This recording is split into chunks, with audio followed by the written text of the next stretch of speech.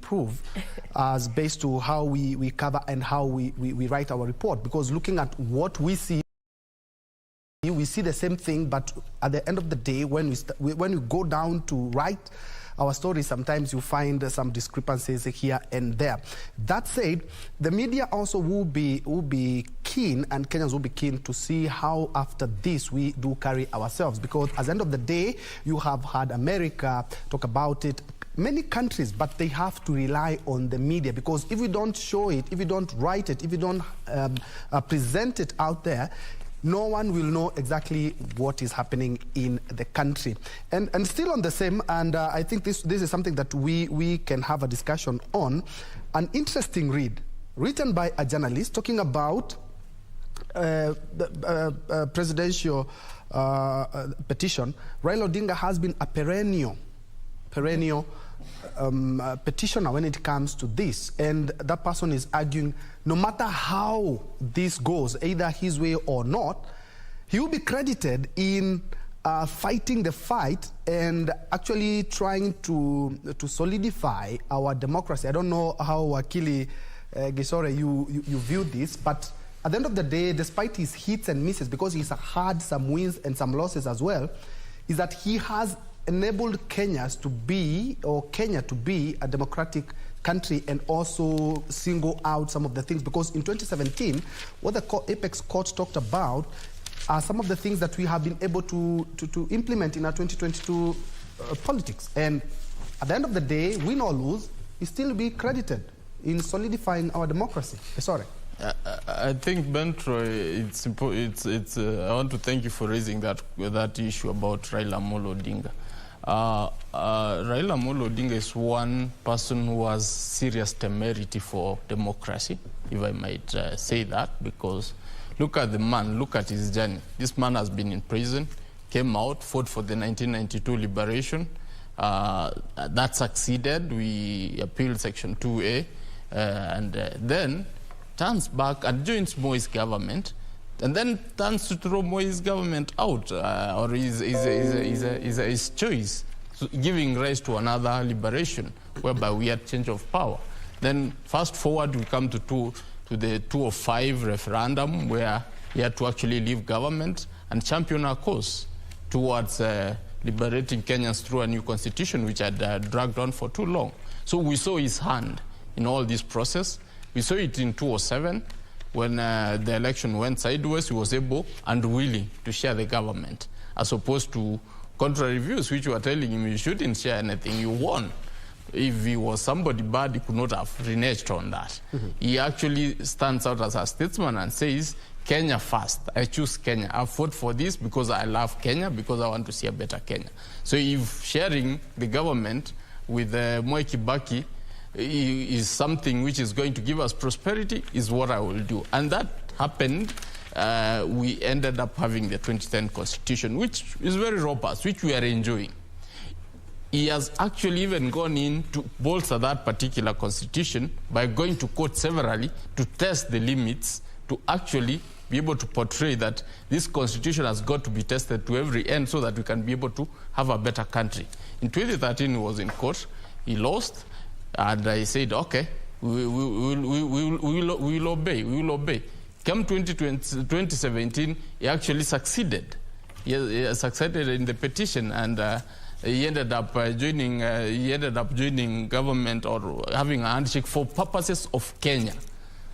For purposes of Kenya, he did an handshake for continuity, because the economy was not been doing well for the longest time. So for purposes of Kenya, he actually was able to do an handshake. And then he's again in 2022 in court. If we can quote him today, he said, it's not about me. It's about fostering democracy, which is, if there is anything we can credit the man, is that he's a democratic Kenyan, and he's actually a person who is out for the good of Kenya.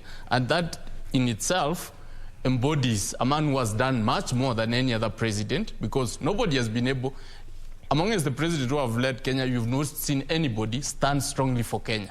Some of them have been elected, but I'm sorry to say, nobody has been able to be for Kenyans. Raila represents the common man and the interests of the people. They have done their bit in terms of developing the economy or trying to do their single political issues around leadership, but in a uniform scale, I think if you get to put them on a weighing scale, I think he really weighs way much more than any other president in terms of fostering democracy.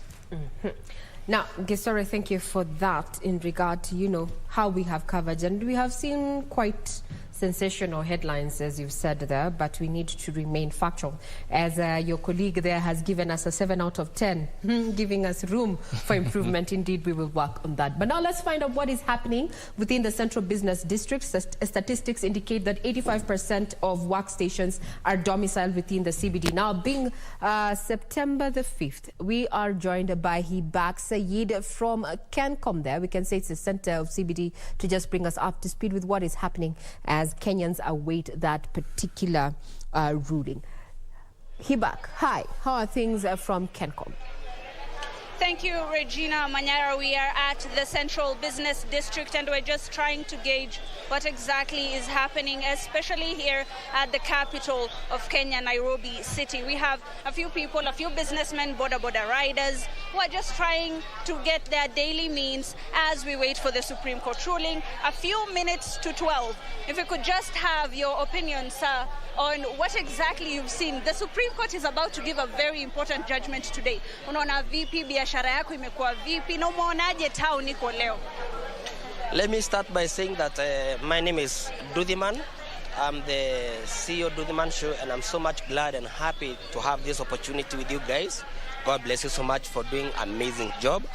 Now, let me start by saying that we are okay in town, we are operating, we are doing something so amazing. And to make the matters worse, our border riders here in CBD are doing quite excellent job. I have a good friend of mine who is the national coordinator for border riders here in Nairobi, and we are happy for it. We are happy. So we are waiting to see. We doesn't know what is going to happen. We doesn't know what Kome is going to say, but we are happy because my brother is your brother. Your sister is my brother. We doesn't want to know the ethnicity. We doesn't want to know where you come from, your sister, your brother. But we live like brothers and sisters. Despite having anything or doesn't have anything, we share the little that we have. So as a border rider who is a journalist by profession, because I've worked with your media or whatever, I'm happy, we are happy. So let me just give a take to my brother and say something. Just to cut you off, Regina, we've been checking around and we've seen that the shops are mostly open, the businesses are functioning quite well, people are conducting their business as they always have. As you can see, we're at CANCOM, and most of the matatus are carrying people just as they always do. People are waiting, yes, for the ruling by the Supreme Court, but people are going about their business here in Nairobi City. If maybe we could have the opinion of a Kenyan, unaonaje kuhusu hii Supreme Court ruling? Unaonaje, nini unatarajia? Okay, kwa majina ni Victor Chiteri from Kibra. Ningependa tu kusema ni those results of the CJ has announced the results. Let us take as normal so that we can continue with our normal work, so that people can continue with their normal business. Thank you.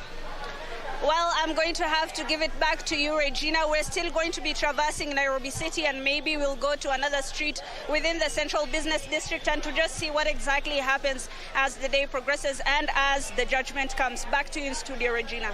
Thank you, Hibak, for that quick update. I can see, yes, Kenyans quite the, still being Kenyans, trying to make light of the situation, even as it remains, on tenterhooks. We remain on tenterhooks in regard to what we should expect come the next 6 minutes there. And we are live. We have our reporters there on ground, including Serafina Robi, who is going to be bringing us up to speed with what is happening. Kenyans asked to remain peaceful as we wait the 7-judge bench there to make a ruling in regard to the August presidential petition. What you're seeing on your screen, those are live pictures from Milimani there. We have seen various councils have arrived. We have Kithure Kindiki there, who is part of the Kenya Kwanza legal team. There is Katwa Kigen just crossing your screen there.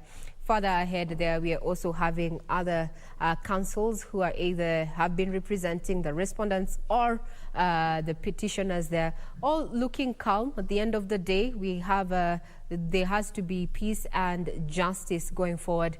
We are all brothers and sisters there.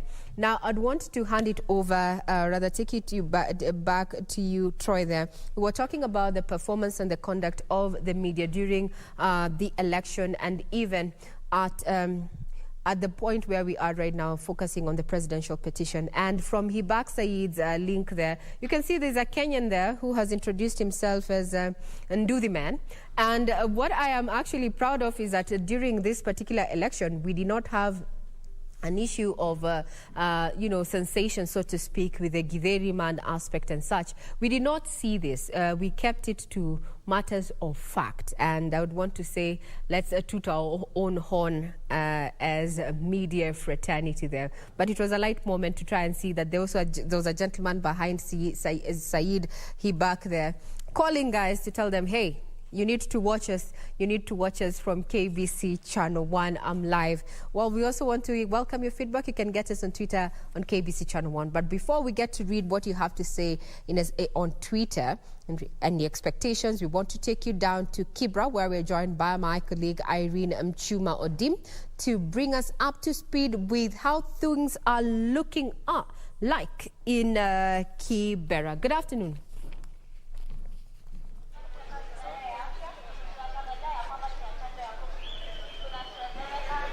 Representing the country.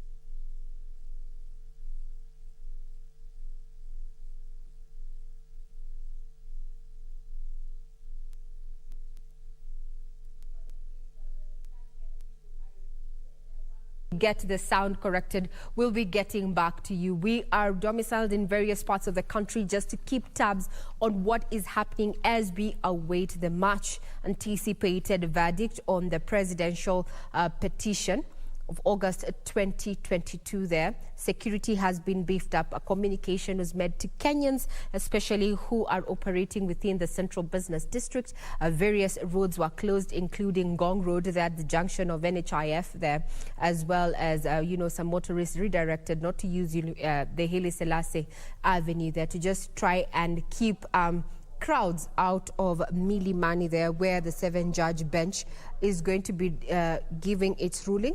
Led by Chief Justice Martha Koome. What you're seeing is security outside Milimani Law Courts there. That is a contingent of National Police as well as a General Service Unit.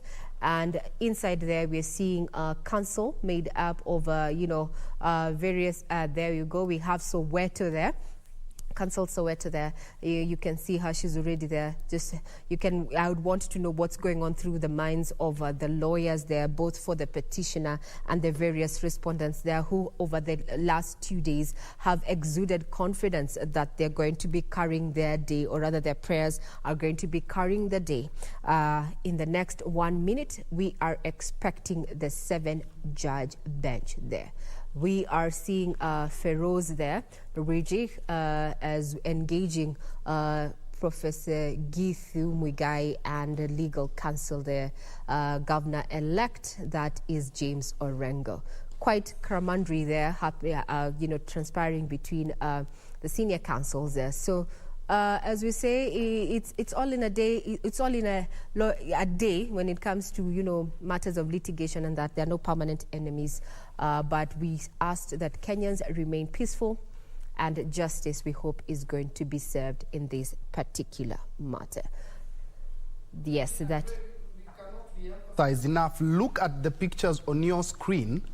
James Orengo there, and other lawyers who are representing different factions.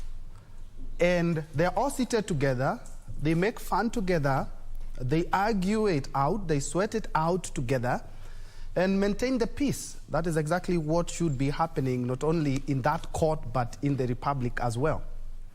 Mm-hmm.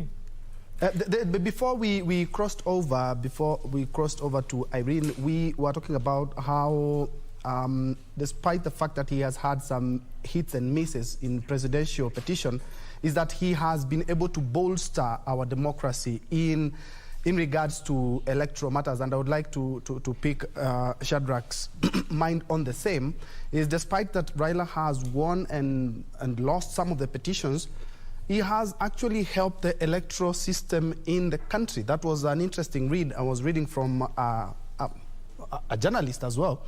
And on the 7 out of 10, yes, I do agree, because there are some journalists still talking about a ruling. We don't expect a ruling, we expect a judgment today, because it's the final product of what they have been hearing for the last couple of days. Wamboy, I would like to pick your mind on the same.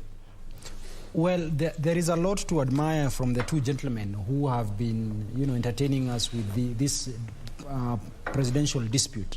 And one thing you will give to Dr. William Samoei Ruto first is his spirit of resilience. That spirit of, when he wants it, he goes for it.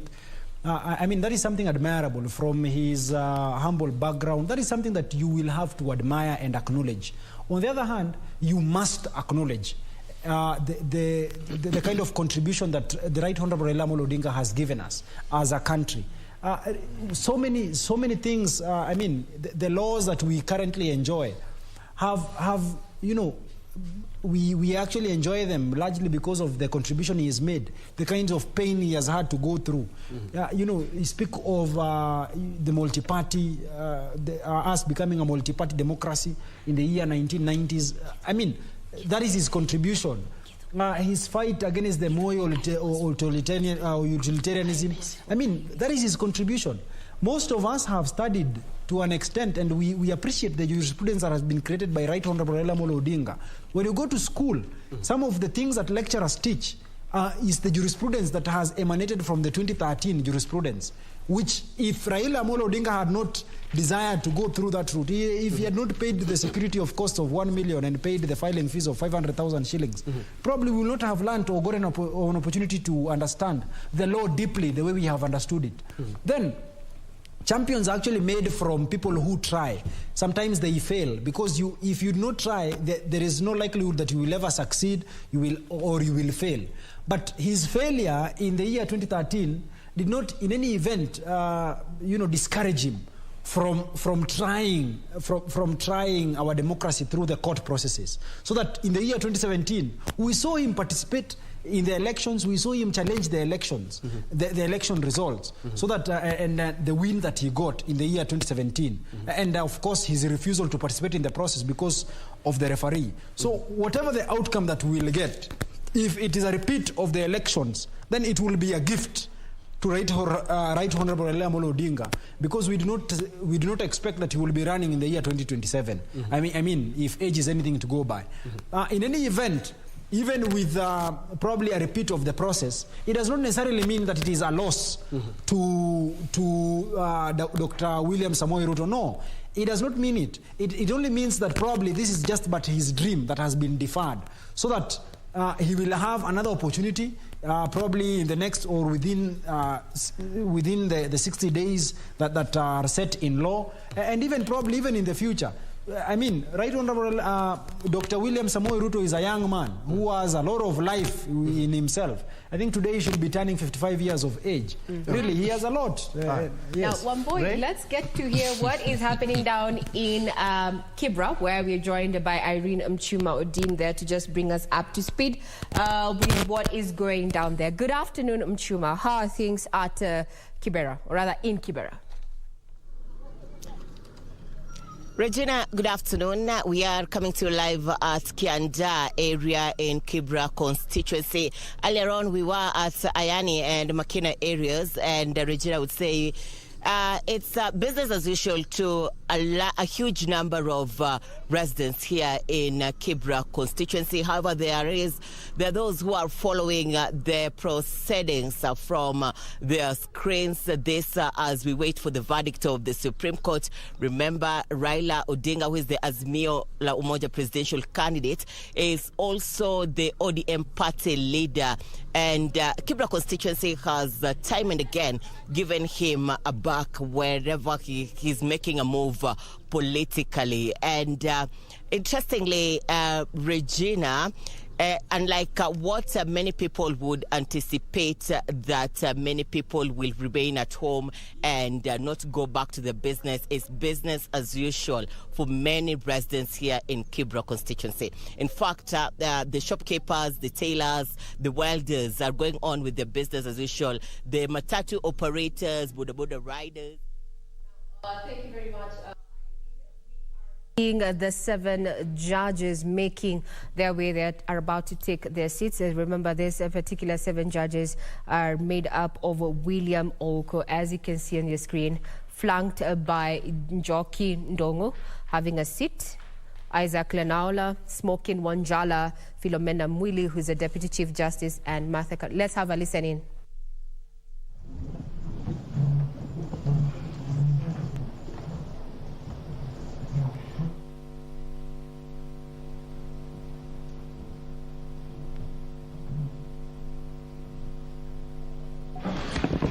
Good afternoon and welcome to the Supreme Court of Kenya for the delivery of judgment in presidential election petition number E005 of 2022 as consolidated with E001, E002, E003, E004, E007 and E008 of 2022, Raila Amolo Odinga and 6 others versus William Ruto and 13 others. The Honorable Chief Justice and the President of the Supreme Court is presiding. Thank you. Very good afternoon, ladies and gentlemen. Yes, this is the judgment of the court, which is delivered pursuant to Rule 23(1) of the Supreme Court Presidential Election Petition Rules 2017 in the presidential election held on the is a sovereign multi-party democratic state whose foundations are firmly spelled in the Constitution. The Kenyan people's quest for electoral reforms since independence is well documented. That notwithstanding, and even without going back to the pre-1992 era, every cycle of elections has been highly contested, with the exception of 2002. This speaks to a background of distrust of the administration of our electoral process. Informed by this setting, Kenyans made a decision to vest the Supreme Court with the jurisdiction to determine questions regarding the validity of a presidential election under Article 140 of the Constitution.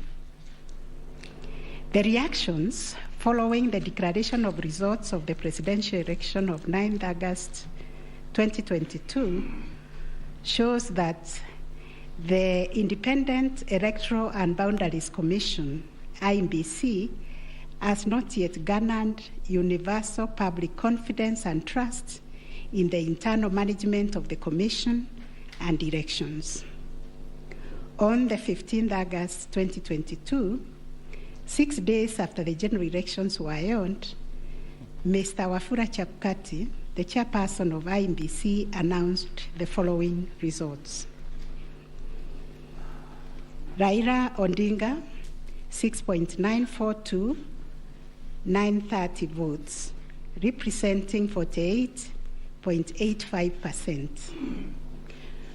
William Ruto, 7.176,141 votes, representing 50.49%. David Wahiga, 31,987, representing 0.23%. George Wajakoya, 61,969, representing 0.44%. Based on the aforesaid results, the chairperson of IEBC declared William Samoei Ruto the first respondent, the presidential candidate for the United Democratic Alliance Party as the president-elect. This declaration has precipitated a total of 9 presidential petitions that are filed before us, to wit, number 1, presidential election number 001 of 2022, John Njoroge Kamau versus Wafula Chebukati and 3 others, and Raila Amolo Odinga and 7 others named as interested parties. The second petition is presidential election number 002 of 2022, Youth Advocacy Africa and another versus IEBC and 12 others. Third petition, presidential election petition number 003 of 2022, Kerif Khalifa and 3 others versus IEBC and 3 others. Fourth petition, presidential election petition number 4 of 2022, David Kariuki Ngari versus IEBC and 9 others. 5, presidential election petition number 5 of 2022, Raila Amolo Odinga and another versus IEBC. 6, presidential election petition number 6 of 2022 by Moses Kuria and others versus Honorable Raila Amolo Odinga and 4 others named as interested parties. Number 7, presidential election number 007 of 2022, Okia Omtata Okoiti and others versus IEBC and others. Number 8, petition number 008 of 2022, Julia Nyoka Bichege and others versus IEBC and 3 others. And the last one, but not least, petition number 009 of 2022, Ruben Kigame Richete versus IEBC and others. In addition to these petitions, we received a total of 24 interlocutory applications and 1 preliminary objection, which were filed in this court. 2 of the presidential election petitions were struck out. That is petition number 006 and 009 of 2022 for failure to meet the constitutional threshold as set out under Article 140 of the Constitution. On 29 August 2022, this court also admitted 3 amici curiae briefs by the Law Society of Kenya, the Kenya section of International Commission of Jurists, and John Warubengo and 2 others.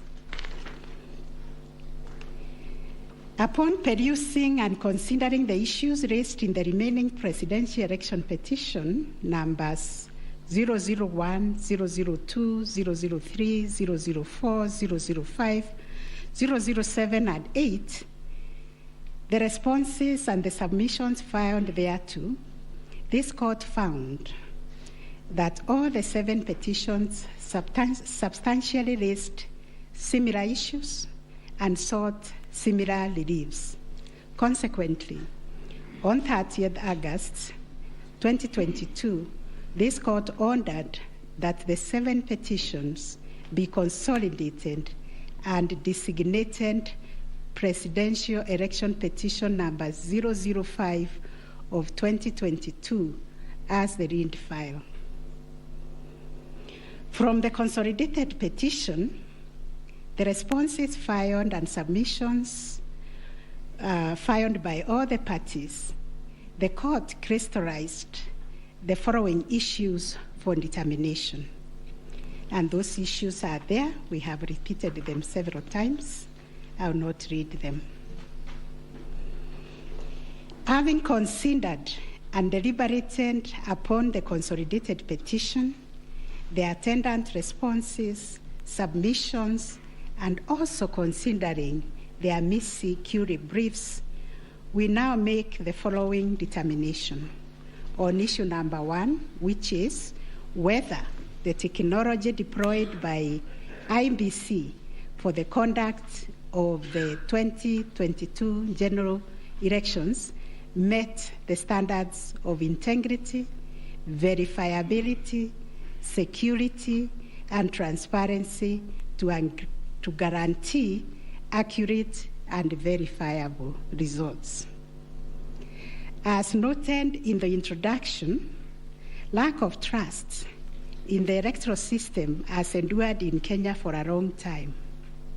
This led to the introduction of electoral technology following recommendations made by the Independent Review Commission on the general elections held on the 27th December 2007, popularly known as the Kriegler Commission report. That report recommended integration of technology into Kenya's electoral process for registration, identification of voters, and transmission of results. These were enacted in Section 44 of the Elections Act 2011. By this statute, IEBC is enjoined to adopt technology in the electoral process. As a consequence, the IEBC developed a technology known as Kenya Integrated Electoral Management System, KIMS, making Kenya's election process an hybrid as it employed both technology and manual processes. The first, third, and fourth petitioners in the consolidated petition challenge the technology used by IEBC during the 2022 general election. They plead that the manner in which technology was deployed and utilized fell short of the prescribed constitutional and statutory standards. As regards the audit of the register of voters, they urge that IEBC, pursuant to its elections operations plan, committed itself to conducting an audit of the register of voters by 31st March 2022. To the contrary, they arrange it only publicly availed the audit report on its website on 2nd August 2022, which was only 7 days to the elections. In this report, it was noted that the auditors established serious gaps and risk to the electoral process, including numerous cases of change of voter stations without knowledge or approval of the affected voters. Grant of voter update privileges in IEBC, IDMs, to 14 user accounts and related to voter registration. Reducing the accountability of user activities in the register of voters. Presence of 11 active generic accounts on the MBIS application and the 2 MBIS users with the same logging identification. Risking unauthorized system users, possible interference, change of particulars on the activation of voters in the system. IEBC's failure to set up access, decertification, and user activity review process.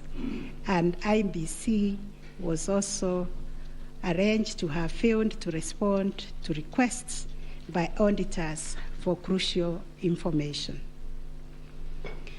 On the integrity of the technology deployed, it was the case for the 7th petitioner that in order to comply with Article 86 of the Constitution and Section 44 of the Elections Act, the technology deployed must be simple, accurate, verifiable, secure, accountable, and transparent. On the simplicity of technology, the 7th petitioner contends that the KIMS kit failed the tests as they were not easily usable by ordinary citizens without expert knowledge. They further assert that IEBC was expected to procure and put in place a technology necessary for the conduct of the general election at least 120 days before the election and ensure consultation with the relevant agencies, institutions, and stakeholders. Furthermore, the petitioners arranged that IEBC violated its constitutional duty by delegating the design, implementation, and conduct of the KIMS components of the election to a foreign company, Smartmatic International Holdings, BV. As a result, IEBC staff and the public did not have full comprehension of the KIMS components. They conclude, therefore, that IEBC abdicated and surrendered its role to conduct elections to Smartmatic, and that IEBC vigorously fought any attempt to subject Smartmatic's activities to accountability and transparency, including the safeguards required by Regulations 61, 69, and 75 of the Elections General Regulations 2012. In response, IEBC has submitted that the electoral system met the constitutional threshold, that all the necessary information was accessed only by the authorized persons. The information was accurate, complete, and protected from malicious modification, either by authorized or unauthorized persons. IEBC maintained an audit trail on activities related to information, and that the information was available and could be authenticated through the use of various security features. In further response, IEBC contended that they engaged KPMG on 7th April 2022 to conduct an audit of the register of voters, which was submitted on 18th June 2022. In addition, it issued a briefing on the report on 20th June 2022, summarizing the thematic areas therein and disclosing its findings as well as actions taken to remedy the issues identified. It also conducted its annual audit in compliance with Regulations 11 and 12 of the Election Technology Regulations 2017 and a certification of compliance issued to it on 3rd August 2022. IEBC relied on sworn affidavits by Michael Uma, Moses Sunkuli, and Hussein Majan on 26th August 2022, which were to the effect that it published the interim report by KPMG on 8th June 2022 and embarked on remedial measures aimed at effecting the recommendations ahead of publication of the final report. It was ascertained that it could not publish the full final audit report, as doing so would compromise the integrity and security of the electoral technology system, considering the provisions of the Data Protection Act, which imposes a duty to protect the data of Kenyan voters. On the other hand, the first and second respondents urged that even if there was failure of technology, it did not vitiate the result of the presidential election. Upon considering all the pleading submissions and the ICT scrutiny and inspection tallying and recount report, which fully examined the IEBC's result transmission system, RTS, we are not persuaded by the allegation that the technology deployed by IEBC failed the standard of Article 86A of the Constitution on integrity, verifiability, security, and transparency for the following reasons. 1, whereas it is true that the KIMS kit failed in 235 polling stations, 86,889 voters were granted the right to vote manually, and the requisite forms 32A were duly filed. This happened successfully in Kibwezi West constituency and parts of Kakamega County. 2, while the audit report was released to the public 7 days before the 9th August election, the register of voters was used at the election without any apparent anomalies. 3, Smartmatic was procured to provide the necessary technological infrastructure, as IEBC did not have the capacity to do so. No credible evidence meeting the requisite standard of proof of access to the system by unauthorized persons was adduced by the petitioners. The scrutiny report prepared by the registrar of this court did not reveal any security breaches of the IEBC's RTS. IEBC successfully deployed a biometric voter register system which captures unique features of a voter's facial image, fingerprints, and civil data to register and update voter details across the country and also in the diaspora.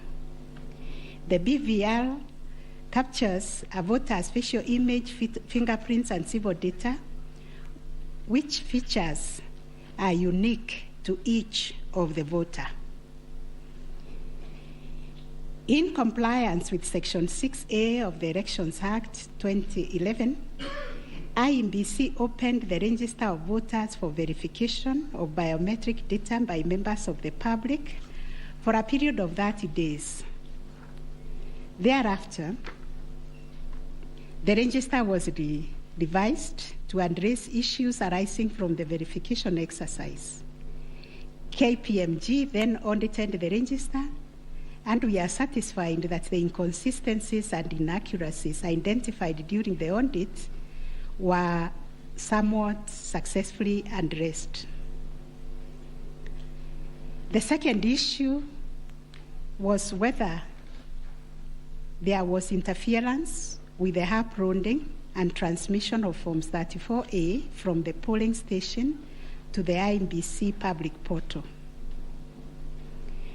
The first petitioner arranged staging that a person who had access to the RTS intercepted, detained, or stored Forms 34A temporarily to convert or manipulate it before uploading it on IEBC's public portal. It is arranged also on 11th August 2022, IEBC dumped over 11,000 Forms 34A on the public portal between 11 to 11:09 hours. To rebut this allegation, IEBC and its chairperson, in their response dated 26th August 2022, denied staging and unauthorized intrusion of the RTS. In that regard, they urged that every image of Form 34A was uploaded immediately after the transmittal of results. The form was received as evidence by the timestamp. Similarly, the first respondent denied these allegations. Our finding: 1, no credible evidence was presented to prove that anyone accessed the RTS to intercept, detain, or store Forms 34A temporarily before they were uploaded to the public portal. The allegation that 11,000 Forms 34A were affected by staging was similarly not proved.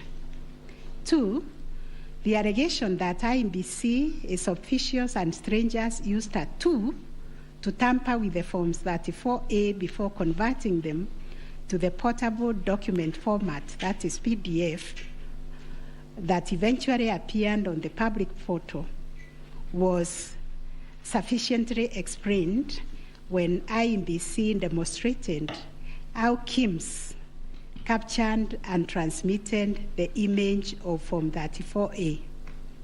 Accordingly, we dismiss that allegation.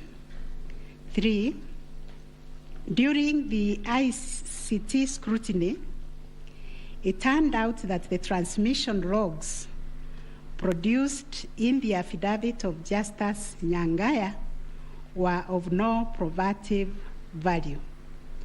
The registrar's report shows that the original Forms 34A from the contestant polling stations, which were allegedly intercepted, were exactly the same as those on the public portal, and the certified copies that were presented to this court pursuant to the provisions of Section 12 of this Supreme Court Act 2011.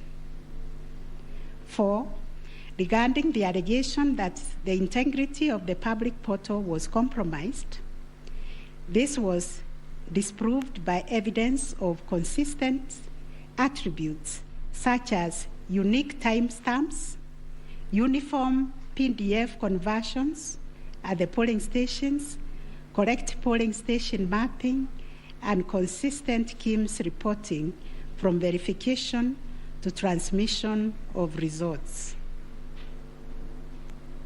6, the RTS was configured on a virtual platform network, VPN, and the SIM cards locked to a specific polling station.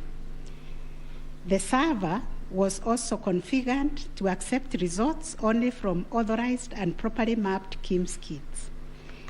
In our view, the petitioners failed to produce credible evidence to the contrary. 7, a review of some of the logs presented as evidence of staging showed that they were either from logs arising from the 2017 presidential election or were outright forgeries. In our considered view, there was no evidence of a man-in-the-middle server configured to the IEBC's VPN network, and no evidence was produced to show that the chairperson of IEBC and staff were part of the arranged conspiracy to stage the transmission process. 9, whether there was a difference between Forms 34A uploaded on the IEBC public portal and the Forms 34A received at the National Tallying Center and Forms 34A issued to the agents at the polling stations. On this issue, the first petitioner's case was that there was deliberate manipulation and tampering with Forms 34A, as demonstrated in the affidavits, to the effect that votes were being deducted from the first petitioner and being added to the first respondent. To support this petition, evidence was contained in the affidavits of Honorable Martha Karua, sworn on 21st August 2022, Celestine Anyango Opio, Arnold Ochieng Oginga, and John Mark Githongo, which was sworn also on 21st August 2022, and a further affidavit sworn on 28th August 2022. Dr. Nyangasi also swore an affidavit on 21st August 2022, and so was Martin Papa, to support that allegation of handing and subtraction of votes.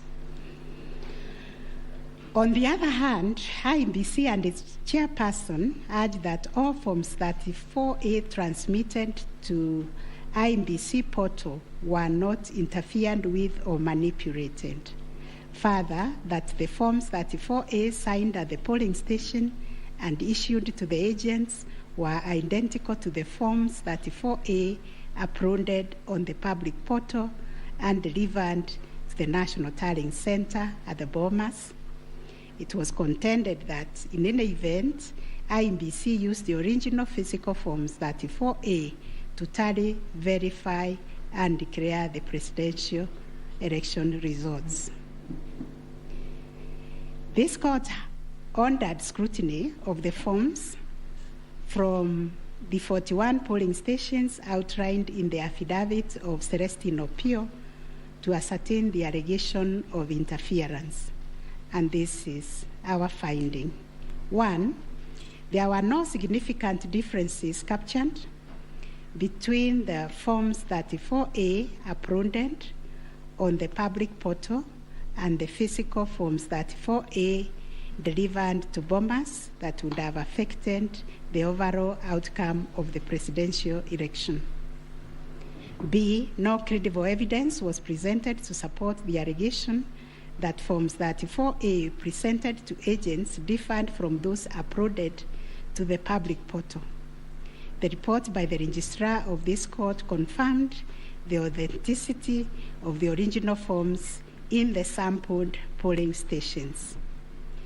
The affidavits of Celestine Opio and Arnold Ochieng Oginga, while containing sensational information, were not credible, as the registrar's report confirmed that all the Forms 34A attached to those affidavits and purportedly given to them by the agents at select polling stations were significantly different from the originals, certified copies, and those on the public portal.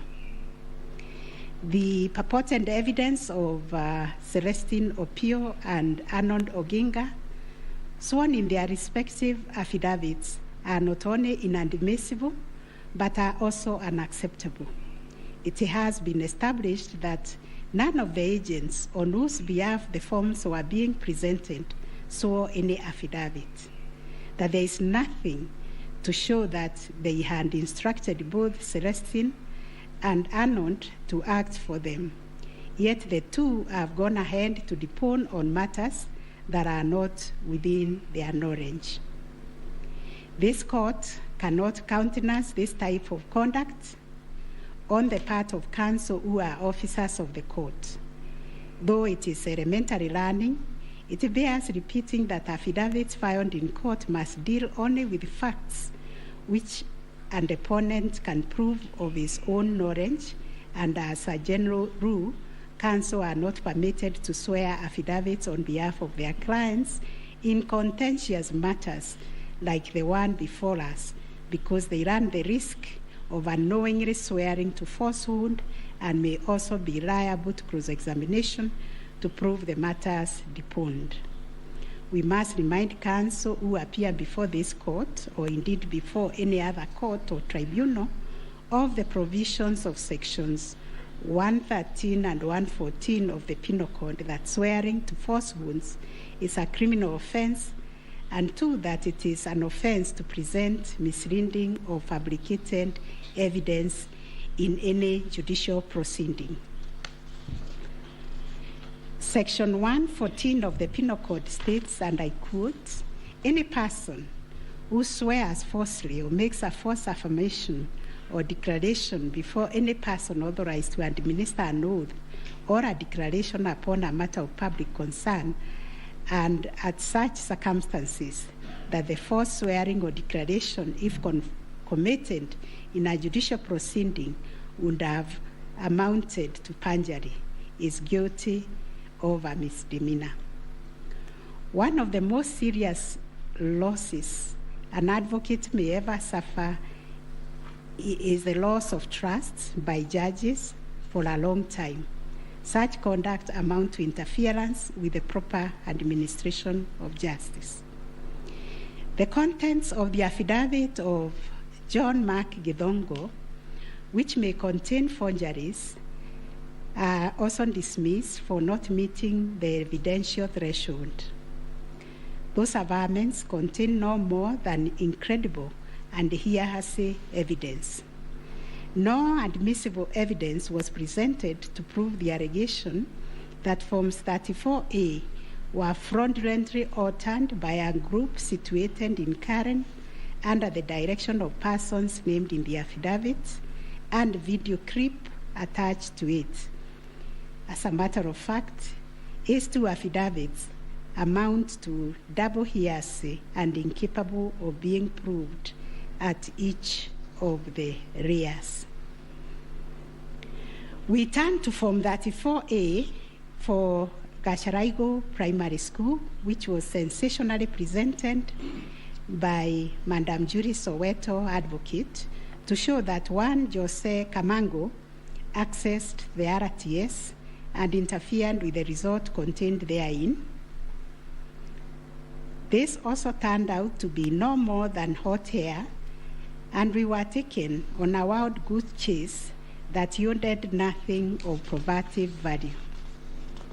The Kim's kit relating to Songonyo Primary School, which bore the same serial number with another, was admitted by IEBC as an inadvertent manufacturer's error. We are also satisfied that the two kits and other identifying features that were markedly different, including the timestamps and polling code, and therefore nothing turns on this anomaly. Therefore, to the question whether there was a difference between Forms 34A uploaded on the IEBC public portal and those received at the National Tallying Center and those issued to the candidates' agents at the polling station, we have found none. Issue number 4, on whether the postponement of gubernatorial elections in Kakamega and Mombasa counties, parliamentary elections in Kitui, Rural, Kachiriba, Rongai, and Pokot South constituencies, and electoral ones in Nyaki West, in North Imenti constituency, and Koanjenga in Embakasi South constituency, resulted in voter suppression to the detriment of the petitioners, and especially in petition number 5 of 2022. It is common knowledge that IEBC postponed elections for various seats during the general elections of 9th August 2022 due to mix-up of ballot papers in the above-named electoral units. It is the combined case of the first and second petitioners that, in terms of Articles 136, 2A, 177(1), and 181, as read with Article 1 of the Constitution, the chairperson of IEBC had no jurisdiction to postpone elections in those areas. That Section 55B of the Elections Act is inconsistent with the Constitution and therefore void to the extent that it purports to donate to IEBC power to postpone elections in the constituency, county, or ward, contrary to the Constitution, and the postponement undermined the conduct of free, fair, credible elections by depriving the voters an opportunity to vote for all the candidates on the dates stipulated by the Constitution. The petitioners further contend that the postponement of elections and the overall effect of suppressing voter turnout in the electoral units in question, which was prejudicial to him. Both the first and third petitioners also believe that elections were deliberately postponed in Kakamega and Mombasa counties. It was arranged that these areas are considered to be first petitioner strongholds, and as such, the postponement of elections worked to his disadvantage and handed that benefit to the second respondent. These assertions were denied by IEBC and its chairperson. They, however, admitted that they experienced confusion with the printed ballot papers and explained that they only discovered the mix-up on the eve of the election when the ballot papers were being distributed to the polling stations. That as a practice, ballot papers can only be opened on the eve of the election day to avoid any mischief, and that by the time the mix-up was discovered, it was logistically impossible to print and replace the ballot papers in time for the elections. For this claim to succeed, it must be demonstrated first, IEBC had no authority in law to postpone the elections, and secondly, that the postponement was deliberate and calculated to suppress voter turnout so as to affect the result by reducing the petitioners' overall votes.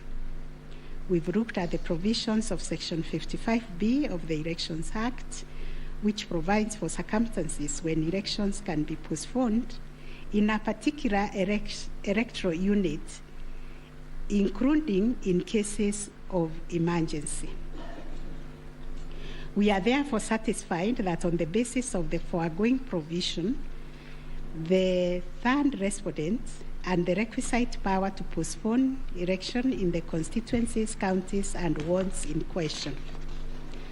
Concerning the allegation of voter suppression, we note that voter suppression is generally recognized as a political strategy which takes many forms, but whose practical effect is ultimately to reduce voting by deliberately discouraging or preventing targeted groups of people from exercising their right to vote and thereby to influence the outcome of an election. It therefore goes against the letter and the spirit of Article 38, which guarantees every citizen the right to make political choices based on universal suffrage.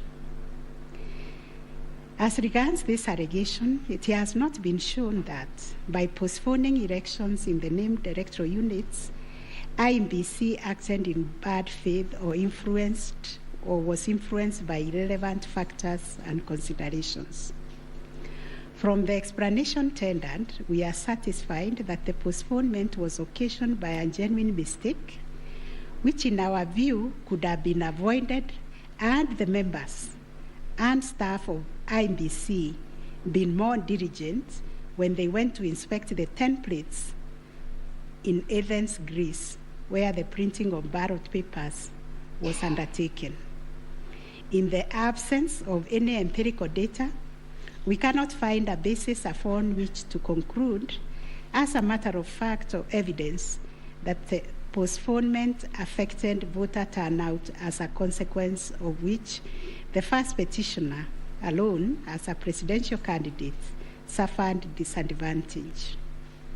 At any rate, the nature of the ballot being an individual decision and secret, there may be other factors to which the turnout in the named units can be attributed. From the evidence on record, however, it appears to us that 2022 general election recorded one of the lowest turnouts since the introduction of multi-party political system some 30 years ago. If there was a low voter turnout, it affected all the 6 categories of candidates, and its explanation, in our view, lies elsewhere, but certainly not a calculated suppression. On the other hand, in rebuttal to these claims, IEBC illustrated with examples to our satisfaction that there was no nexus between the postponement of elections and voter turnout in the affected units, far from the fact that this claim was undoubtedly just another red herring. It has nothing to do with the question under review, and accordingly we reject it and owned that there is no proof that the postponement resulted in voter suppression to the detriment of the first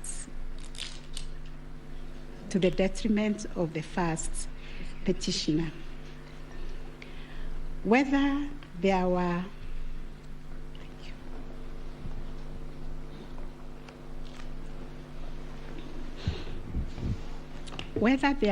unexplainable discrepancies between the votes cast for presidential candidates and other elective positions.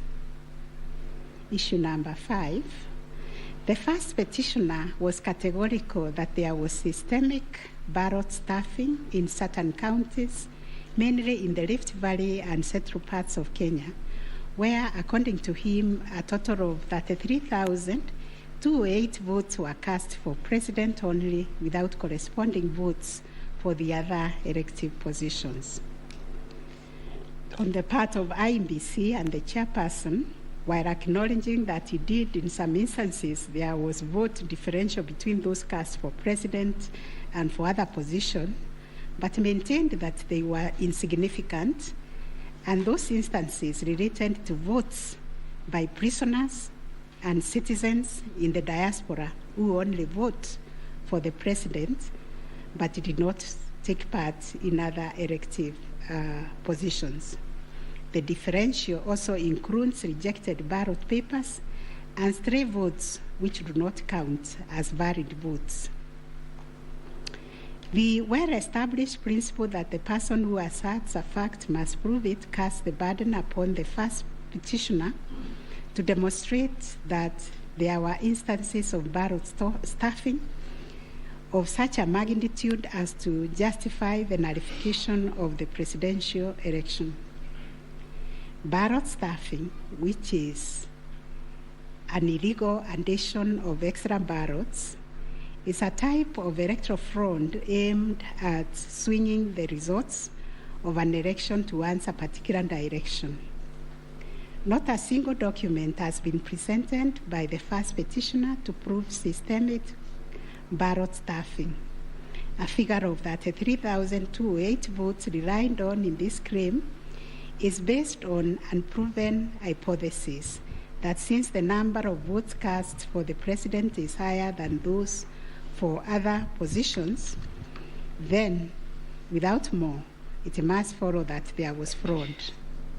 We find that fraud is a serious criminal offense, and it must be proved beyond reasonable doubt under Section 5N of the Election Offences Act. It is indeed an offense for a person to vote more than once in any election. IEBC has provided a plausible explanation for the vote differential, citing categories of voters who only vote for the president, such as prisoners and Kenyans in the diaspora. There were an insignificant number of stray votes whose combined effect cannot justify nullification of the election. Finally, on this point, a general election in Kenya comprises of 6 different separate elections held concurrently on the same day. Such elections are held by secret ballots, and one cannot predetermine the voter turnout or how voters will vote in each election. None of the parties has flagged anything so significant that it would have affected the outcome of the presidential election vis-a-vis the other 5 elections held on the same day. We find, therefore, there were no unexplainable discrepancies between the votes cast for the presidential candidates and other elective positions. On issue number 6, whether IEBC carried out the verification, tallying, and declaration of results in accordance with Article 138, 3C, and 138.10 of the Constitution. This issue arises from the printings in all the petitions as consolidated. Based on the said pleadings, the affidavits sworn in support thereof, and the written and oral submissions by parties, two viewpoints regarding the meaning, scope, and application of Article 138, 3C, and 10 of the Constitution have been advanced. On the one hand, the petitioners submit that pursuant to the foregoing provisions, the role of verifying and tallying of votes as received from polling stations countrywide is vested in the Commission as a corporate entity and not the chairperson of the Commission. It is their argument that the chairperson cannot undertake this task to the exclusion of other commissioners. They submit that the language of Article 138(3)(c) does not envisage a situation where the chairperson can arrogate to himself unfettered authority to verify and tally the results at the National Tallying Center without involving the other commissioners. Such action, they contend, would not only be unconstitutional, but would be sufficient ground without more to nullify an election of a president-elect. In support of their argument, the petitioners cite the Court of Appeal decision in IEBC versus Mainakiai and 5 others as affirmed by this court in the case of RAILA 2017. The petitioners further submit that Regulation 87(3) of the Election General Regulations is unconstitutional to the extent that it purports to vest the power of verification and tallying in the chairperson of IEBC.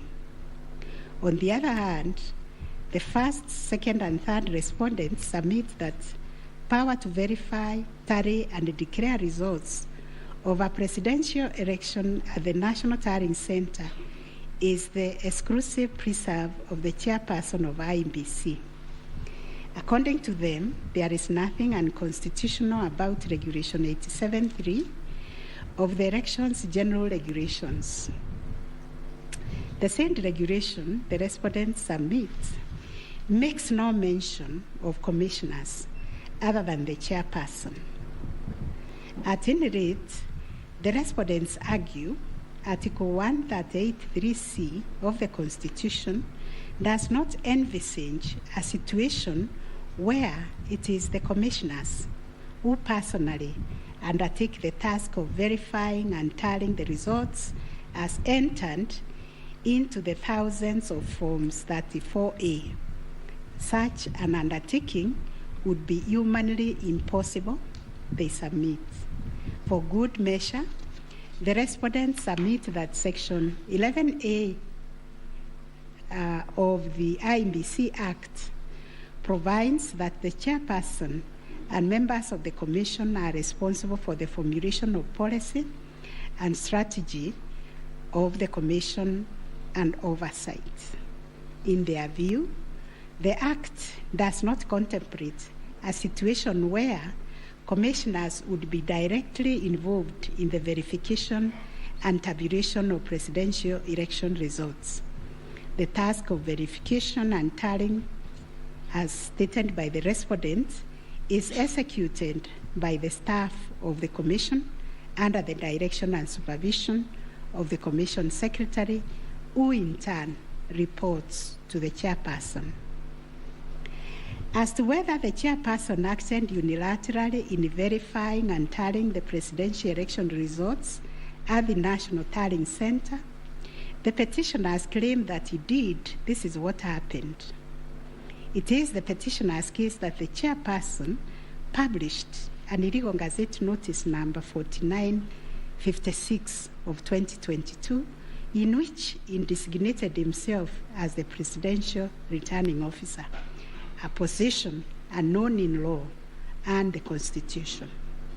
Having done so, the petitioner states that the chairperson proceeded to conduct the verification and tallying process to the exclusion of other commissioners, each of whom he undersigned verifiable roles and related to the verification and tallying exercise. On his part, the chairperson of IEBC submitted that although he has the exclusive authority to verify and tally the presidential election results as received at the National Tallying Center, he did involve the other commissioners in the exercise before eventually declaring the final results. He submitted that he did this in the spirit of teamwork. The chairperson of IEBC states that indeed the 4 commissioners were involved in the preparation of the 9th August general elections from the time of their swearing into office all the way to the verification and tallying of results at the National Tallying Center until they withdrew from the exercise just when he was set to declare the final result. Having considered all the parties' submissions, we find that pursuant to Article 138(3)(c) of the Constitution, the power to verify and tally presidential election results as received at the National Tallying Center vests not in the chairperson of IEBC, but in the Commission itself. The latter carries out this exercise through its secretariat staff, technical personnel, and any other persons hired for that purpose under the oversight and supervision of the chairperson and the other members of the Commission. In line with this court's decision in RAILA ODINGA versus another versus IEBC and 2 others, as reported in 2017 Kenya Law Report, popularly known as RAILA 2017, and the Court of Appeal decision in IEBC versus Minor Kiai, we also find that the chairperson cannot arrogate to himself the power to verify and tally the results of a presidential election to the exclusion of other members of the Commission. Indeed, Article 138(10) of the Constitution, although the power to declare the results of a presidential election after verification and tallying is vested in the chairperson, he does so only as a delegate of the Commission. Consequently, to the extent that Regulation 87(3) of the Elections General Regulation purports to vest the power of verifying and tallying presidential election results as received at the National Tallying Center solely on the chairperson to the exclusion of other members of the Commission, the same is contrary to and inconsistent with the provisions of the Constitution. That said, we, however, take cognizance of the fact that the 4th, 5th, 6th, and 7th respondents, referred to as the 4 commissioners, actively participated in the verification and tallying exercise from the beginning up to the and until just before the declaration of the result by the chairperson. They took turns announcing the results as verified and tallied and were present and active during the actual verification and tallying at Bomas. An example is when one of them, Justice Nyangaya, stood on the podium to announce to the public results and also announced an adjustment that had been occasioned by errors of tabulation. The events of 15th August 2022, therefore, came as a surprise. As the public waited for the chairperson of IEBC to declare the final result, sporadic violence broke out at Bomas. The violence swiftly was contained by the security forces, but there was unexpected drama as 2 different factions of the Commission began to emerge. Kenyans found themselves watching an appalling split-screen scenario on their television sets. On one part of the screen was the chairperson reading himself to declare the results in accordance with Article 138(10) of the Constitution. On the other part of the screen were the 4 commissioners on the runs of the Serena Hotel, Nairobi, from where they announced that they would not own the resorts that were soon to be declared by their chairperson.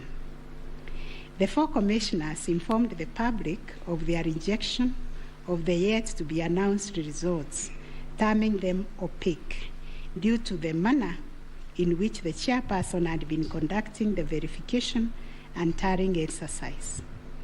In his affidavit dated 25th August 2022, Justice Nyangaya affirmed that the chairperson's actions during the tarring and verification exercise at Bomas made it difficult to ascertain the total number of votes cast and the actual number of votes attained by each candidate, so as to enable him authoritatively state the commission and declared accurate results.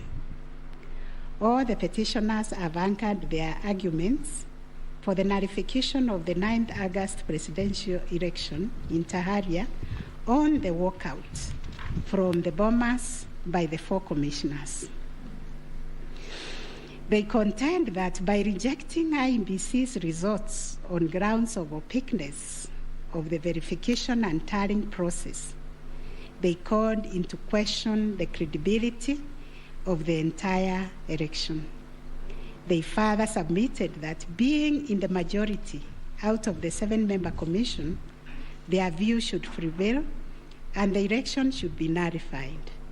It is the petitioner's argument, therefore, that a dysfunctional commission cannot deliver a credible election. We note that apart from their 11th hour denunciation of the verification and tallying process and their averments regarding the conduct of the chairperson, the 4 commissioners have not placed before this court any information or documents showing that the elections were either compromised or that the result would have substantially differed from that declared by the chairperson. Critically, they have not explained why they participated in a verification process when they knew that it was opaque up until the last minute.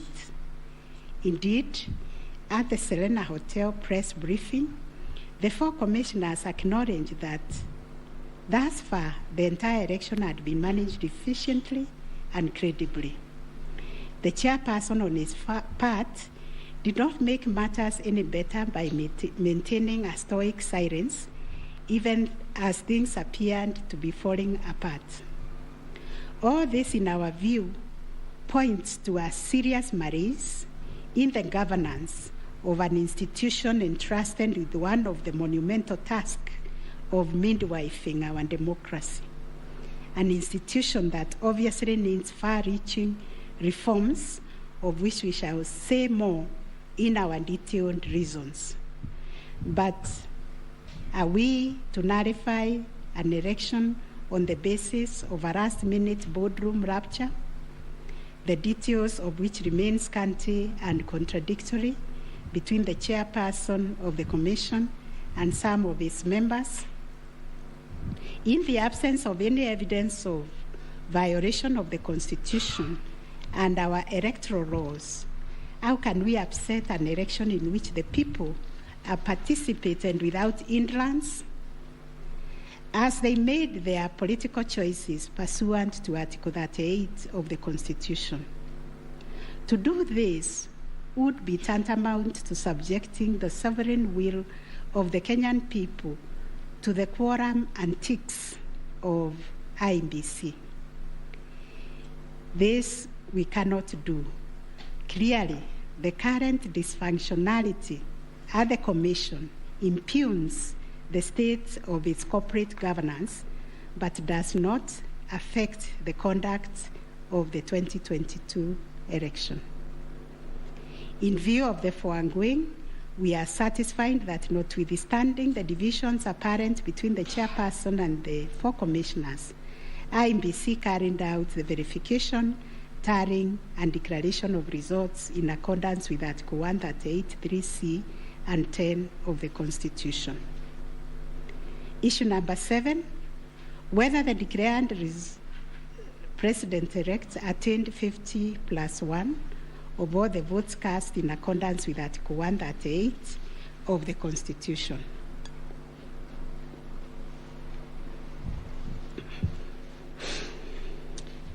The first, second, and third petitioners affirmed that the first respondent did not garner 50%+1 of the total votes cast, and therefore did not meet the threshold provided by Article 138(4)(a) of the Constitution.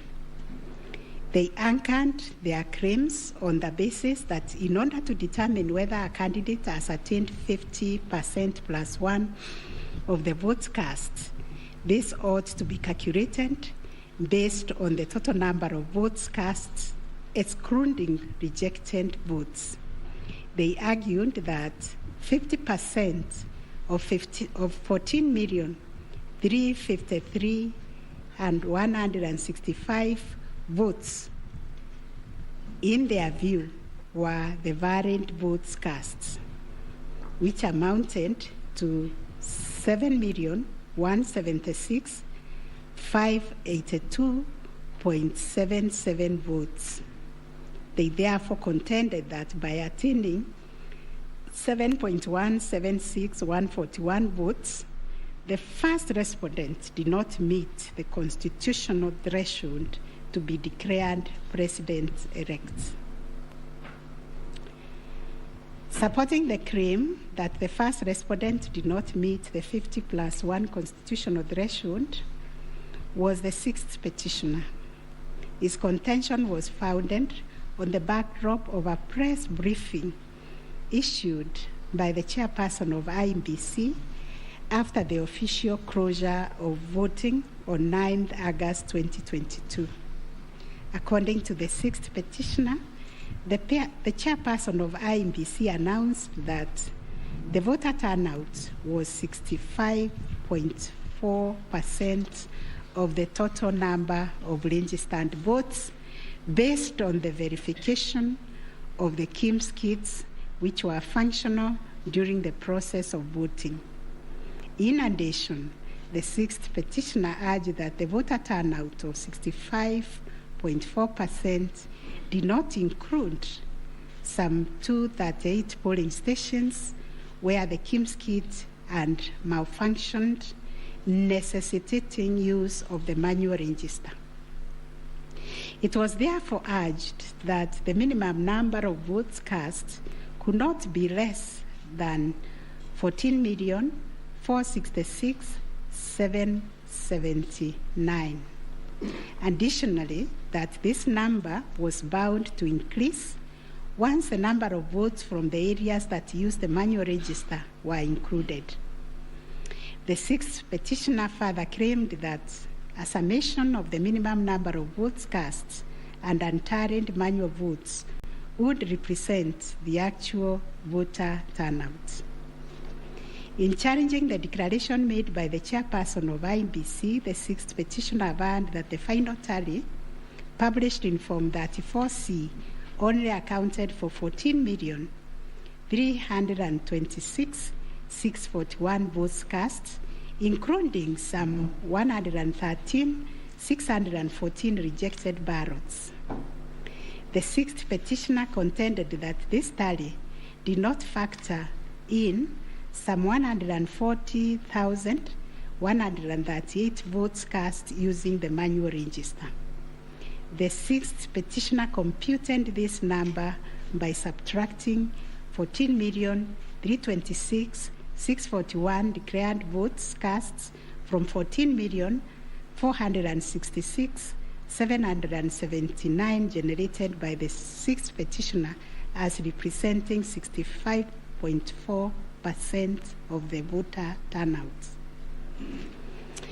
Referring to the tallies in Form 34C, the sixth petitioner summed the number of votes cast for each candidate as follows: RAILA ODINGA, 6,942,193; William RUTO, 7,176,141; Wahiga Mwaura, 31,987, and George Wajakoya 61,969, adding to a total of 14,213,027.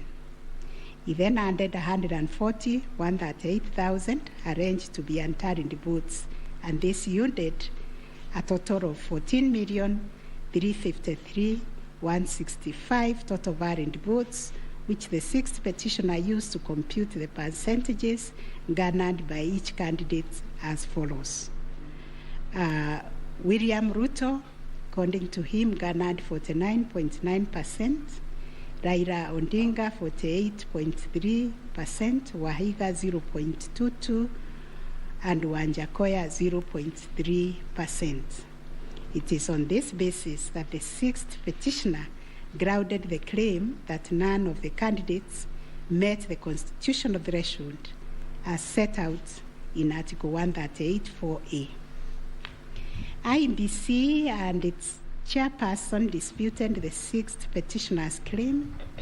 They submitted that the declaration of results is based on the number of people identified as having voted on the KIMS kit and not the total persons on the voters register as arranged.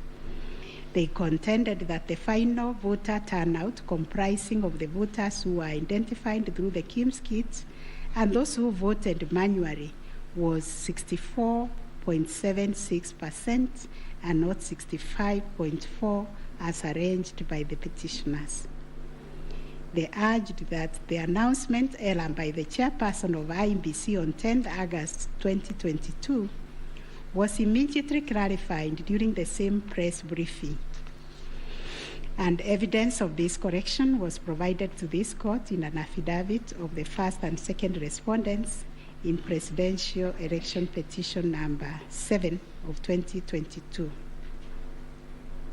According to IEBC and the chairperson, 14,239,862 voters were identified using the KIMS kit, while 86,889 voters were identified using the printed voter register. Therefore, the total valid votes cast were 14,213,137, while the total number of rejected ballots were 113,614, constituting 14,326,751 total votes cast.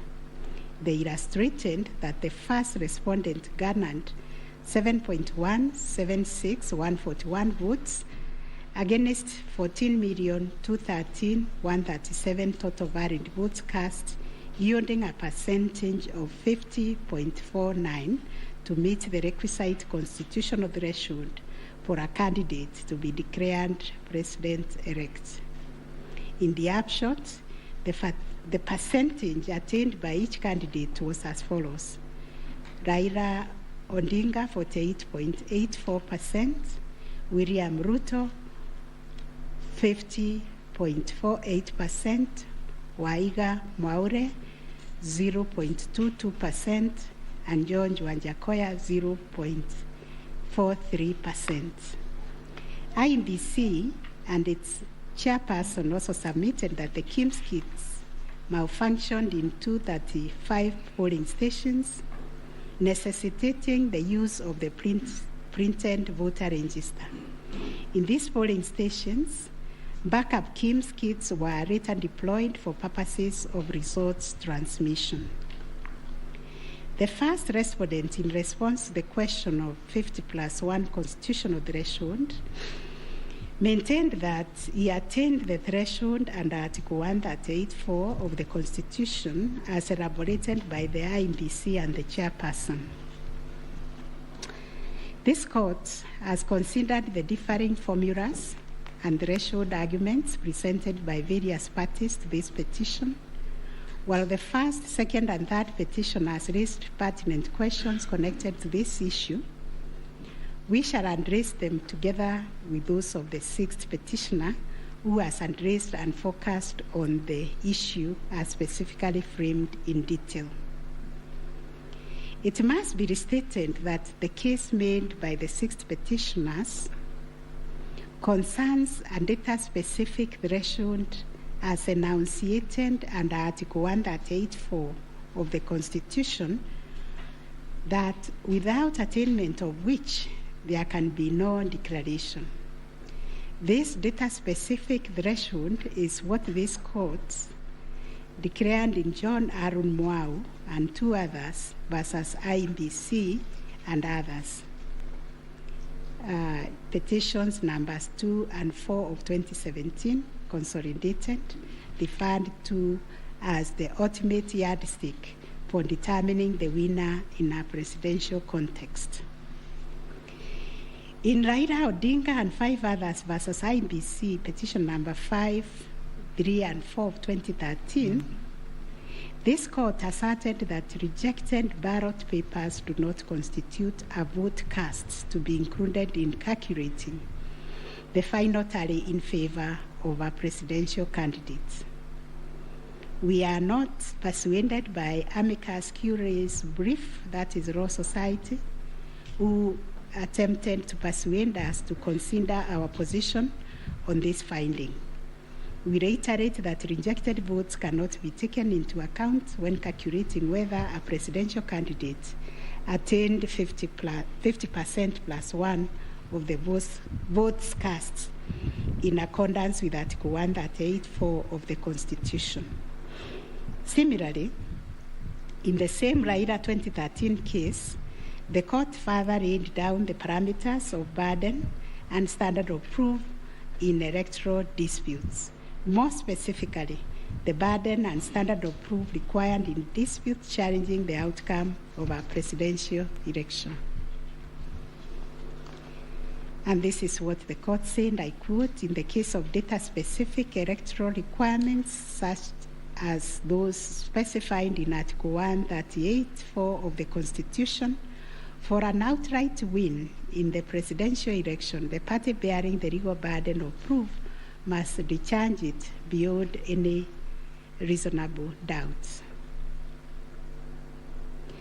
The question that follows was whether the petitioners challenging the attainment of 50% plus 1 constitutional threshold and the computation by the 6th petitioner in general met the standard of proof settled by this court in RAILA 2013 case. The premise of the 6th petitioner's percentage computation was a press briefing made by the chairperson of IEBC on 10th August 2022, when the evidential burden shifted to IEBC and its chairperson, as it does in election cases. They produced video evidence correcting the percentage voter turnout to read 64.6 at the time of the briefing. This percentage, however, did not include reports from all the Kim's kits and 86,889 voters who were identified manually using the printed register of voters. In our view, the assertion by the 6th petitioner that the percentage voter turnout was firstly predicated on the uncorrected percentage given by the chairperson of IEBC was negated by evidence adduced to prove the correction. Secondly, the 6th petitioner based his percentage of voter turnout on the total number of registered voters, while the chairperson of IEBC made reference in the press briefing to the number of registered voters who were identified through the Kim's kits progressively. The 6th petitioner also asserted that rounding off of votes cast in a presidential election as a means of assessing the threshold under Article 138(4) of the Constitution kills and bars voters, which is illegal and unconstitutional. We have deliberated on this proposition and found that it is not mathematically sound and that the rounding off done by IEBC and the chairperson was correct. Consequently, we find that the petitioners did not provide a watertight case to warrant the setting aside of the results of the presidential election on the basis of not having met the threshold provided under Article 138(4)(a) of the Constitution. On the voter turnout, therefore, we find that the formula predicated on the number of voters identified through Kim's kit progressively and used by IEBC and the chairperson to generate a percentage of 64.76% was correct. Having settled the issue of voter turnout, we must ask ourselves whether in the making of the declaration, the chairperson of IEBC applied the formula in Article 138(4) of the Constitution, which is total votes cast less rejected votes divide by 2 must always give 50% plus 1 vote. Given the numbers that were presented to us by IEBC and the chairperson, this would translate to 14,213,137 divided by 2 plus 1, which makes 7.106569. The question that must inevitably follow is whether this formula, when applied, will confirm that 7,106,569 votes is less than 7.176,141, which represents the number of votes received by the first respondent. We find that it is, as such, on the basis of the foregoing formula and from the numbers provided by IEBC and its chairperson and the declaration by the chairperson of the president-elect on 15th August 2022, it is our finding that the declared president-elect attained 50% plus 1 of all the votes cast in accordance with Article 138(4) of the Constitution. Issue number 8, on whether there were irregularities and illegalities of such magnitude as to affect the final result of the presidential election. Although the petitioners have provided numerous averments pointing to possible irregularities and illegalities marked by failure of technology, arranged voter suppression, printing and utilization of Book 2 of 2, EU preparation by the IEBC and its chairperson, commission indiscretions, transposition anomalies, agent absence, and many others, we are of the view that the pointed illegalities and irregularities were not of such magnitude as to affect the final result of the presidential election. We will delve deeper into the details of this issue in our recent judgments. Last issue, what reliefs and orders can the court grant?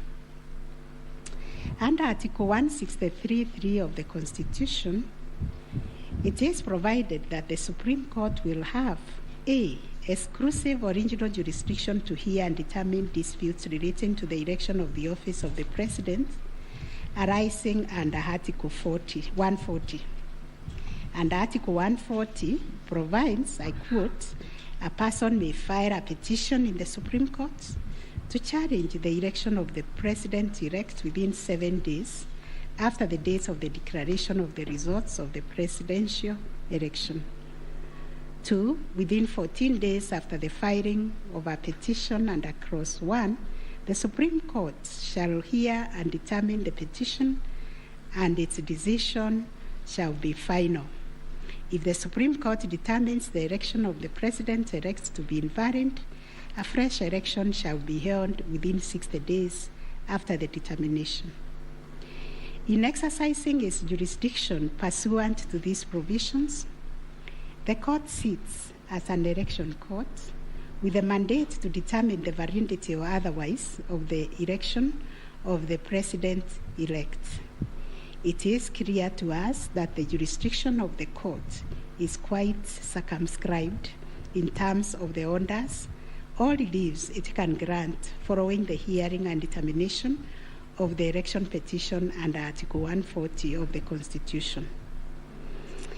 In the event the court determines that the election of the president-elect is invalid, it must make an order nullifying the election.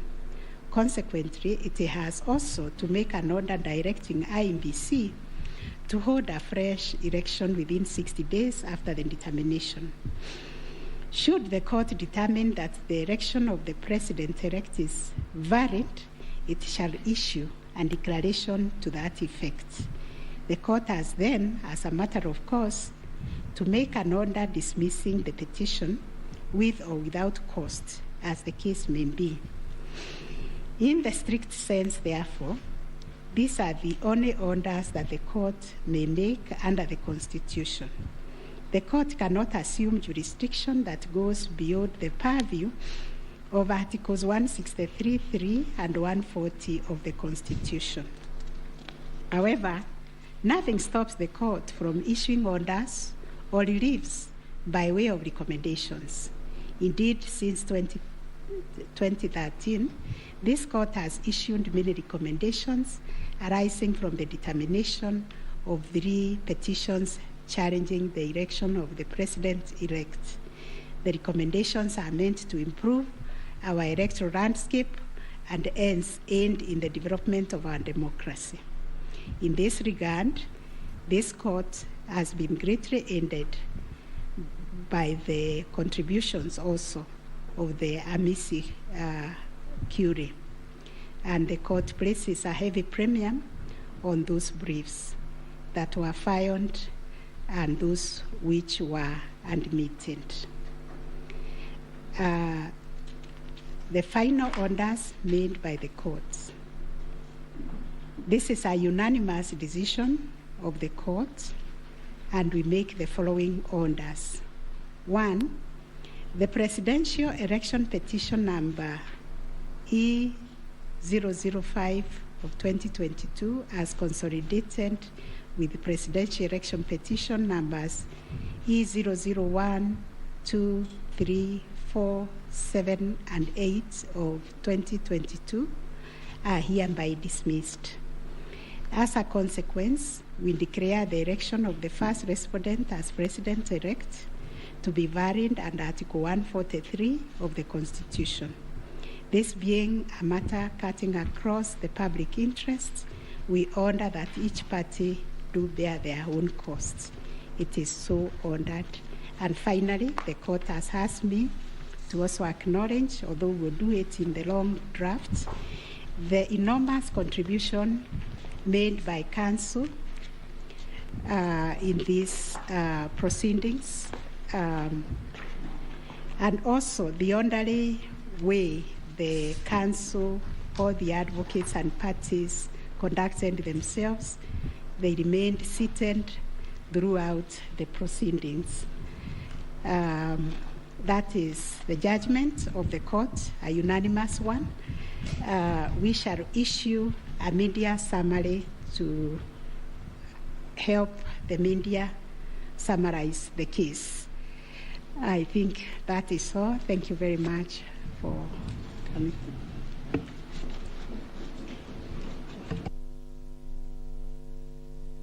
My Lady, Madam Chief Justice, and the learned judges of this court, again, I am requested by my colleagues to thank you most profusely for your labors into delivering this judgment, listening to all of us, and giving our nation this judgment so that we may move forward. Thank you, and God bless you. It may please the court. It is not true that I asked the Attorney General Emeritus to talk on our behalf. Next time you should talk to me. Let me similarly, on behalf of the lawyers for the counsel for the first and second petitioner, thank the court and It has been a journey, worthwhile journey, sitting through these proceedings, and we thank the court for your patience and for the delivery of this judgment within the time stipulated. We thank you.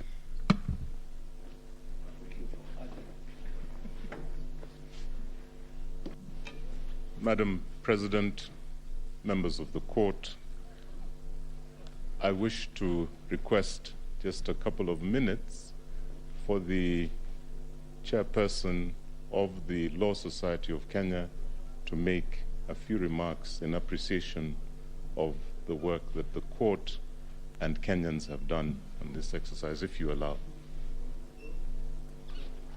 Thank you. I call upon Mr. Eric Theuri to come and make his remarks. It is also his birthday. I would have sung happy birthday for him.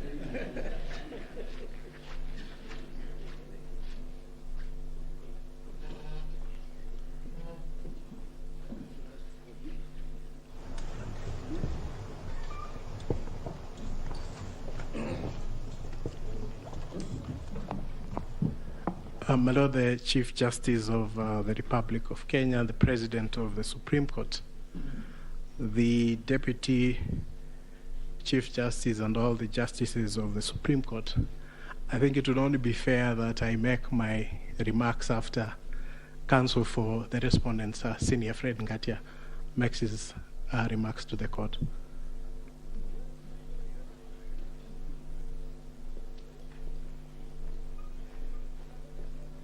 Madam Chief Justice, thank you very much.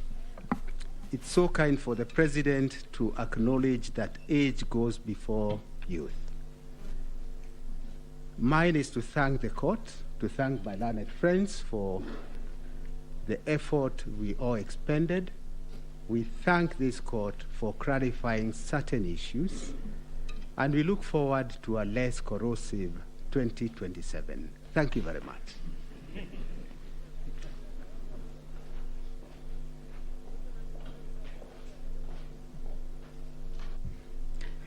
Madam Chief Justice, Madam Deputy Chief Justice, it's so nice to have two madams at the same time, and members of the court.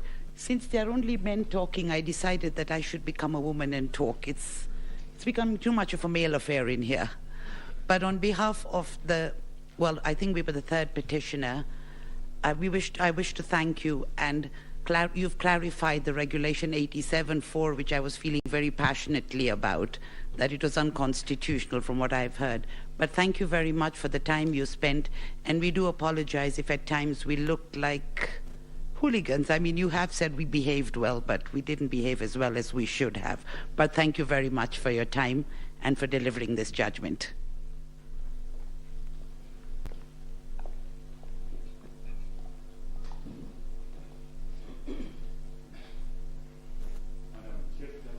Madam Chief Justice, Madam Deputy Chief Justice, members of the court, I, on behalf of Attorney General, take this opportunity to thank you most sincerely for a great job done and for the courage to clearly define the limits of the law, which will help us empower IEBC on the way forward, and hope that this might be the last of the petitions after elections once we carry out a proper elections based on your guidelines. Thank you.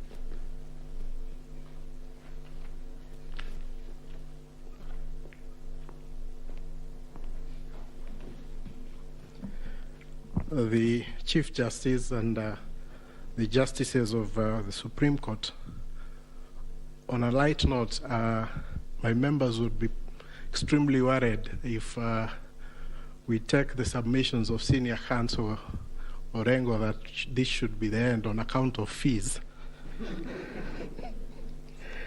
But Baleli, the Chief Justice, on behalf of the Law Society and all the members of the society, we wish to, first of all, take this opportunity to thank the court in the manner in which it has conducted these proceedings, extremely efficient, especially in light of the really short and strict timelines that you've had, but the management of the proceedings, the manner in which the court adopted a somewhat inquisitorial nature to the conduct of these proceedings is something that as a society we have noted, and we wish to commend the court, and we do hope that the other courts, as they determine any petitions, election petitions that will go before them,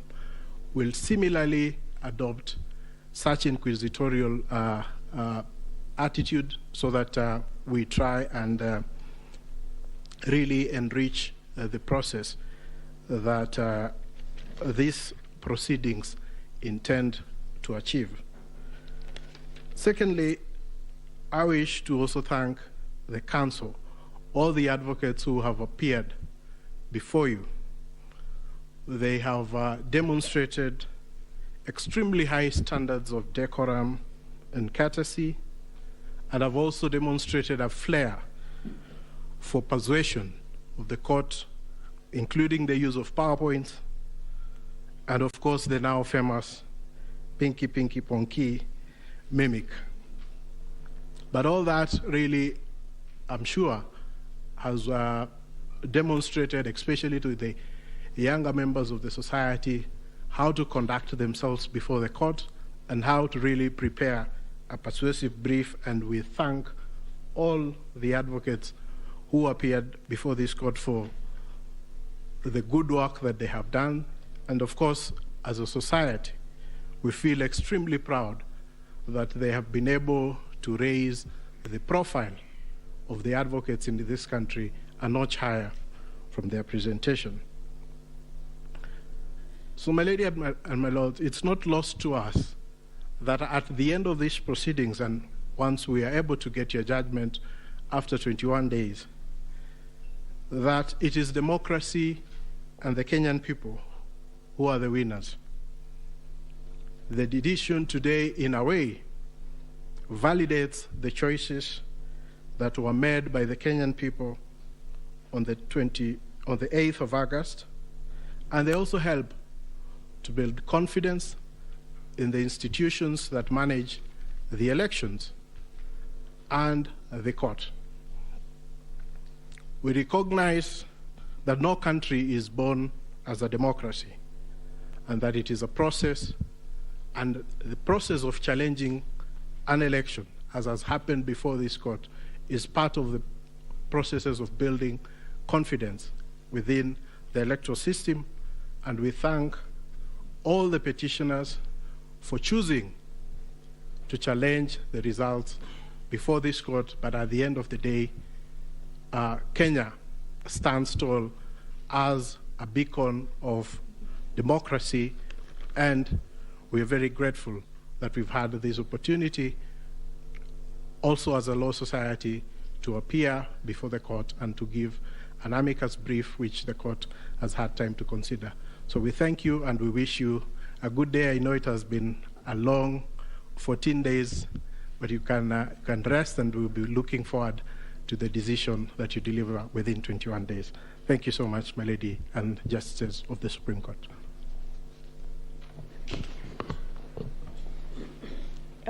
Thank you, Mr. President. I have been asked by the President of our court to react to your submissions, and in so doing, I am obliged to say that we are truly humbled by the statements that you have just made. More humbled because those statements come from both sides of the divide. And thank you for appreciating what we have to do within a very short while. Thank you for appreciating that it wasn't our wish that we were doing what we were doing.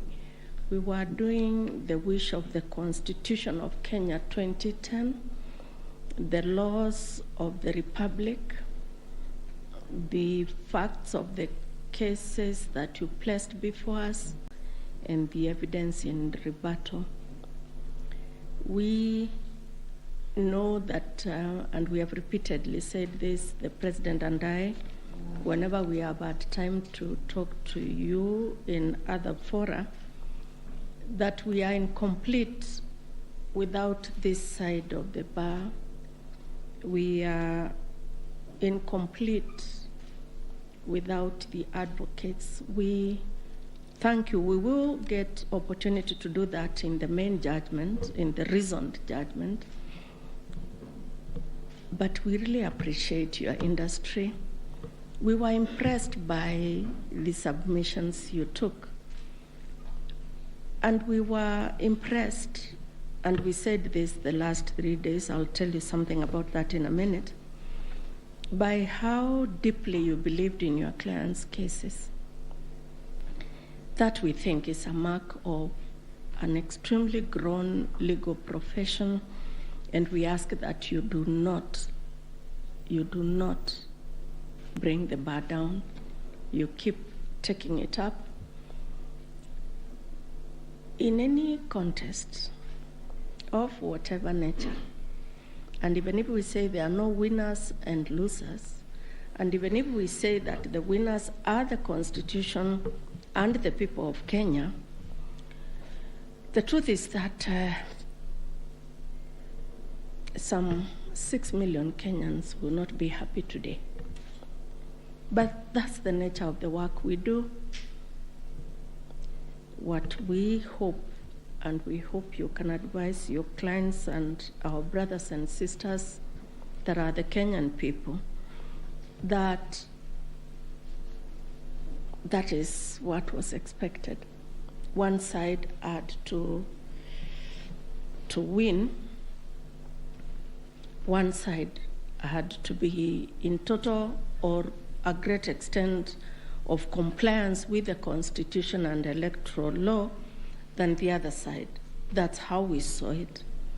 We thank you very much. We, the 7 of us, have not slept since we parted company on Friday. I think it is showing on our faces.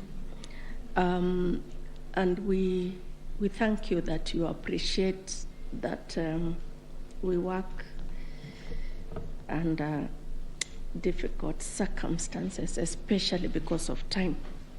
As ground rules, we agreed when we left you here on Friday that we would not pick any of your calls. A lot of you called us, but we just couldn't pick your calls. And I hope you understand that we couldn't. We saw that you were trying to call us, but we just could not pick the calls. I hope you understand. And now if you allow us, again, on behalf of these 7 men and women, thank you very much for appreciating what we have to do. Thank you for giving us the honor to serve this country in these capacities. And let's hope that we can continue to grow our democracy this way. And thank you very much for everything you also do for the country. And now you allow us to go home and sleep. Thank you. The court is adjourned.